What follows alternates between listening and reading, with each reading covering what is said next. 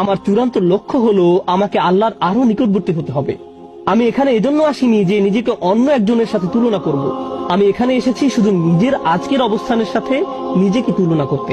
আমি যদি শুধু নিজের এখনকার অবস্থা উন্নতির জন্য কাজ করে যেতে পারি, এটাই আল্লাহর সামনে চূড়ান্ত সফলতা। এর চেয়ে চূড়ান্ত কোনো সফলতা নেই। আপনি কোনোদিন নিখুঁত হবেন না, আমিও কোনোদিন নিখুঁত হতে পারবো না। আমরা যা করতে পারি তা হলো আরেকটু ভালো হওয়া, এরপর আরেকটু ভালো, এরপর আরেকটু ভালো। শুধু দিন দিন ক্রমাগত উন্নতির চেষ্টা করুন। যদি কেউ এভাবে আল্লাহর নিকটবর্তী হওয়ার চেষ্টায় রত থেকে মারা যায়, সে সফল। অনেক মানুষ কি করে জানেন? তারা অন্যদের সাথে নিজের তুলনা করে। সে তো পুরো কুরআন মুখস্থ করে ফেলেছে, দেখো কি সুন্দর তার তেলাওয়াত, সে প্রতিদিন মসজিদে যায়, আজানের পূর্বে এসে উপস্থিত হয়। সে যে আল্লাহর কত ইবাদত করে, সে কত বেশি জানে, সে আরবি জানে, তাফসীর জানে, এটা জানে, ওটা জানে। তারা মুসলিম হিসেবে আমার চেয়ে কত উত্তম পোশাক পরে। নিজেকে অন্যের সাথে তুলনা করবেন না।